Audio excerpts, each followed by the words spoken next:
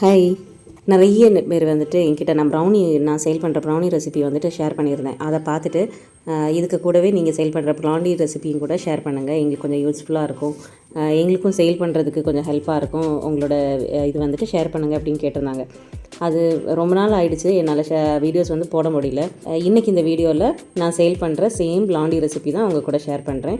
நீங்கள் இந்த recipe try பண்ணி பாருங்கள். உங்களுக்கு பிடிச்சிருந்ததுன்னா கண்டிப்பாக உங்களோட வேல்யூபிள் கமெண்ட்ஸை வந்துட்டு நீங்கள் எனக்கு ஷேர் பண்ணுங்கள். பாசிட்டிவ் ஆனாலும் சரி, நெகட்டிவ் ஆனாலும் சரி, கண்டிப்பாக நீங்கள் இதை ஷேர் பண்ணணும். ஓகே, ட்ரை பண்ணி பார்த்துட்டு சொல்லுங்கள். இப்போ இந்த பிளாண்டி ரெடி பண்ணுறது எப்படின்னு பார்க்கலாமா? நான் எடுக்கிற அதே மெஷர்மெண்ட், ஒரு டைம் நான் பண்ணும்போது எந்த மெஷர்மெண்ட்டில் எடுக்கிறேனோ அதே தான் நான் இதில் ஷேர் பண்ணியிருக்கேன். அதில் ஒரு 750 கிராம்ஸ்லேருந்து 850 கிராம்ஸுக்கு கண்டிப்பாக அதோட வெயிட் வந்துட்டு கிடைக்கும். ஃபஸ்ட்டு ஒரு பவுலில் வந்துட்டு நமக்கு எந்த ஒரு ஒயிட் சாக்லேட் கிடைச்சாலும் எடுக்கலாம். நான் இப்போ வந்துட்டு இதில் மெல்லோ எடுத்திருக்கேன். உங்களுக்கு மோர்டு கிடச்சினா அதை எடுக்கலாம், இல்லை டிசைர் சாக்லேட் இருக்குது அது வேணால் அதுவும் எடுக்கலாம். எனக்கு அந்த டைமில் எது கிடைக்குதோ நான் அதை வச்சு தான் இதை யூஸ் பண்ணுறது. எல்லா சாக்லேட்டுமே ஒரே மாதிரி தான் இருக்கும், டேஸ்ட்டில் எந்த ஒரு டிஃப்ரென்ஸுமே தெரியாது. இது வந்துட்டு மெல்லோ சாக்லேட், அது வந்துட்டு டோட்டலாக 200 கிராம்ஸ் எடுத்திருக்கேன். சாக்லேட் வந்துட்டு 200 கிராம்ஸு, அதுக்கப்புறமா பட்டர் வந்துட்டு 100 கிராம்ஸு.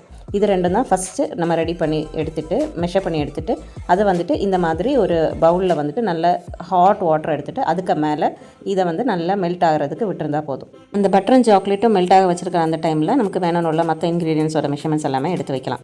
நெக்ஸ்ட் வந்துட்டு சுகர், பொடிச்ச சுகர் எடுத்திருக்கேன். அது வந்துட்டு 1 கப். இப்போ 250 ml 1 கப் எடுக்கலாம். அது கிராம் மெஷர்மெண்ட் பார்க்கும்போது 120 கிராம்ஸுக்கு வரும். 120 கிராம்ஸ் வரைக்கும் அதை எடுக்கலாம்.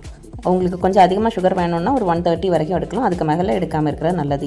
இப்போ நான் சுகர் மட்டும்தான் நான் மெஷர் பண்ணி வச்சுருக்கேன். இதில் என்ன ஆயிடுச்சுன்னா, இந்த சுகர் மெஷர் பண்ண இவ்வளோ டைமில் இது ரெண்டும் மெல்ட் ஆகி கிடைக்குமான்னு கேட்டால் கண்டிப்பாக இல்லை. இதுக்கிடையில் எனக்கு வேற ஒரு வேலை இருந்துச்சு. நான் அதை முடிச்சுட்டு வந்தப்போ இதுவும் நல்லா மெல்ட் ஆகி கிடச்சிருந்து. ஸோ இதை ரெண்டையுமே நல்லா கம்பைன் பண்ணி நல்லா மிக்ஸ் பண்ணி ரெண்டும் ஒன்றா மிக்ஸ் ஆகி கிடைக்கணும். தனித்தனியாக இருக்கக்கூடாது, அந்த பட்டர் வந்து தனியாக தெரியக்கூடாது. அந்த மாதிரி ரெண்டையுமே நல்லா சாக்லேட்டையும் பட்டரையும் நல்லா மிக்ஸ் பண்ணி எடுத்து அதை தனியாக மாற்றி வச்சுருக்கணும். அதோட அந்த ஹீட் வந்துட்டு கொஞ்சம் கம்மியாகும். அந்த ஹாட்டாக இருக்கும்போதே நம்ம எடுத்து இதுக்கு கூட ஆட் பண்ண முடியாது. ஸோ அப்படியே விட்டுருந்தா அதுக்கு டைம் போக போக அது வந்து நல்ல சூடெல்லாம் போய் கிடைக்கும். இந்த டைமில் ஒரு 3 எக், ஒரு மீடியம் சைஸில் வேணாலும் எடுக்கலாம், இல்லை லார்ஜ் சைஸில் வேணாலும் எடுக்கலாம். 3 லார்ஜ் எக்ஸ் எடுத்தாலும் குழப்பம் இல்லை, இல்லை மீடியம் எடுத்தாலும் நோ ப்ராப்ளம். அந்த மாதிரி ஒரு 3 எக் எடுத்திருக்கேன். அதுக்கு கூடவே வெனிலா எசன்ஸ். நான் கொஞ்சம் வந்துட்டு எக்கு வந்துட்டு பீட் பண்ணி எடுப்பேன். ஏன்னா எனக்கு இந்த முட்டை அதோட ஸ்மெல் இருக்கிறது பிடிக்காது. அதனால் நான் கொஞ்சமாக பீட் பண்ணி எடுப்பேன். பீட் பண்ணி எடுக்காமல் இருந்தாலும் குழப்பம் இல்லை. எனக்கு அந்த எக்கோட ஸ்மெல் வந்துருமோன்னு உள்ள ஒரு பயத்தினால நான் எப்போவுமே ப்ரௌனினாலும் சரி பிளாண்டினாலும் சரி நான் கொஞ்சமாக பீட் பண்ணி எடுத்துப்பேன். அதுக்கு கூடவே நம்ம எடுத்து வச்சுருக்கிற அந்த பொடிச்சு வச்ச சுகர் வந்துட்டு இதுக்கு கூட ஒரு 3 to 2 அல்லது ஒரு 3 டைம்ஸுக்கு நம்ம கொஞ்சம் கொஞ்சமாக ஆட் பண்ணி அதையும் நல்லா மிக்ஸ் பண்ணி எடுக்கணும். ப்ரௌனினாலும் சரி பிளாண்டினாலும் சரி கண்டிப்பாக அந்த சுகர் வந்து நம்ம பொடிச்சு தான் எடுக்கணும். பொடிக்காத சுகர் வந்து எடுக்கக்கூடாது.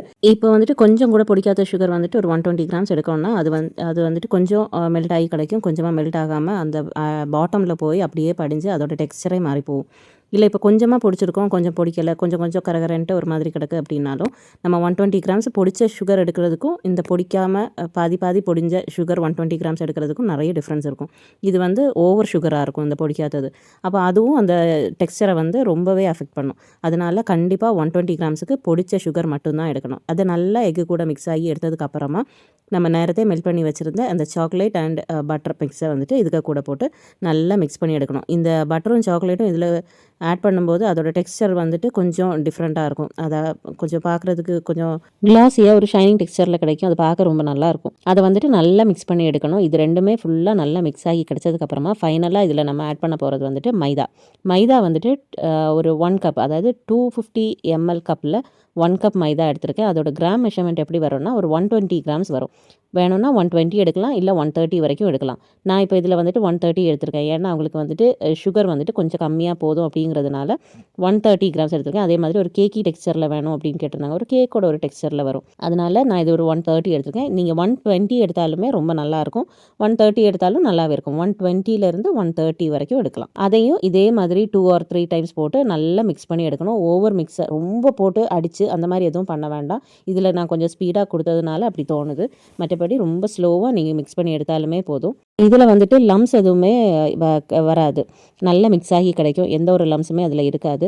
ஸோ கட்டி கட்டியாக கிடக்குன்னு உள்ள ஒரு பயம் எல்லாம் எதுவுமே வேண்டாம். ஸோ நல்லா நீட்டாக மிக்ஸ் பண்ணி எடுத்ததுக்கப்புறமா இதை பேக் பண்ணி எடுக்கிறதுக்காக இந்த மாதிரி ஒரு ஸ்கொயர் ஷேப்பில் வர்ற 9 inch பேன் தான் எடுத்திருக்கேன்.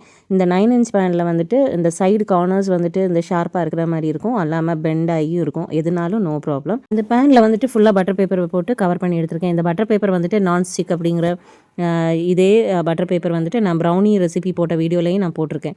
இது வந்துட்டு நான் பேக்கிங் மெட்டீரியல் ஷாப்பில் இருந்து வாங்கினேன். உங்களுக்கு வந்துட்டு உங்களுக்கு ஷாப்பில் எதுவும் அவைலபிள் இல்லைன்னா உங்களுக்கு அமேசான் இல்லைனா ஃப்ளிப்கார்ட் அப்படிங்கிற ஆன்லைன் ஷாப்பிங் அதில் வேணாலும் கிடைக்கும்.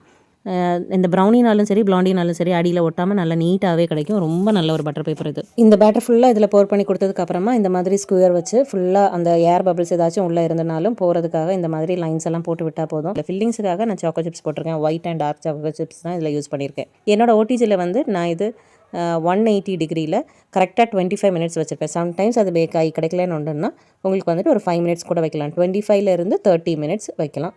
25 மினிட்ஸில் பாருங்கள் பேக் ஆகலை அப்படின்னு உண்டுன்னா ஒரு 5 மினிட்ஸ் கூட வைக்கலாம். அதுக்கு மேலே வைக்க வேண்டாம். அந்த டாப் டெக்ஸ்சர் வந்துட்டு கொஞ்சம் ஒரு மாதிரி ரொம்ப ப்ரௌன் கலரில் அந்த மாதிரியெல்லாம் ஆகிறதுக்கு சான்ஸ் இருக்குது. இது வந்துட்டு எனக்கு கரெக்டாக 25 மினிட்ஸில் பேக் ஆகி கிடச்சிது. இதை வந்துட்டு எனக்கு பீஸ் போட முடியாது. நான் இதை அப்படியே ஒரு பிளாண்டி ஸ்லாபாக தான் சென்ட் பண்ணுறேன் உங்களுக்கு. இது வந்துட்டு கொரியரில் சென்ட் பண்ண வேண்டியது. ஸோ அதை ஃபுல்லாக அதுக்கு கீழே வந்துட்டு நம்ம கேக் போர்டில் ஒரு போர்டு யூஸ் பண்ணியிருக்கேன். அதை வச்சு நம்ம கிளிங் ஃபிலிம் போட்டு ஃபுல்லாக கவர் பண்ணி எடுக்கணும். உள்ளே வந்துட்டு எந்த விதமான ஒரு ஏரெல்லாம் போகாமல் இருக்கிறதுக்காக ஃபுல்லாக வச்சு கவர் பண்ணி எடுத்து தான் இதை நான் வந்துட்டு கொரியரில் சென்ட் பண்ணுறது. இது அப்படியே நல்ல நீட்டாக கிளிங் ஃபிலிம் போட்டு கவர் பண்ணி இதுக்கு கூடவே சாக்லேட் கனாஷ் அப்புறமா பர்த்டே டாப்பர் இதெல்லாமே வச்சு தான் அவங்களுக்கு சென்ட் பண்ணியிருந்தோம். இந்த பிளாண்டியில் வந்துட்டு சாக்லேட் கனாஷ் வந்து நான் 2மே கொடுக்குறது உண்டு. அதாவது டார்க் சாக்லேட்டும் கொடுப்பேன், ஒயிட் சாக்லேட்டுமே கொடுப்பேன். அவங்களுக்கு எது பிடிக்குதோ அதை யூஸ் பண்ணிக்கலாம் அப்படின்னு சொல்லிட்டு இதுக்கு கூடயும் நான் அப்படி சென்ட் பண்ணியிருந்தேன். இந்த பிளாண்டி ரெசிபி வந்துட்டு நீங்கள் ட்ரை பண்ணி பாருங்கள். சேல் பண்ணுறதுக்கு ரொம்ப நல்லாயிருக்கும்.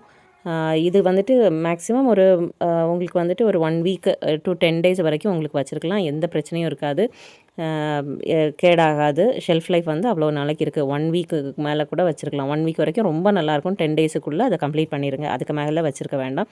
ட்ரை பண்ணி பாருங்கள். இந்த ரெசிபி உங்களுக்கு பிடிச்சதுன்னா கண்டிப்பாக உங்களோட ஃபீட்பேக் எல்லாமே எனக்கு ஷேர் பண்ணுங்கள். ட்ரை பண்ணி பாருங்கள். ரொம்ப சிம்பிள். உங்களுக்கு வீட்டில் இருந்தே சேல் பண்ணுறதுக்கு நல்ல ஒரு ரெசிபி இது. இந்த வீடியோவில் நான் உங்களுக்கு ஷேர் பண்ணது போக உங்களுக்கு வேறு ஏதாச்சும் டவுட் இருக்குது அப்படின்னு உண்டுன்னா மறக்காமல் கமெண்ட் பண்ணுங்கள்.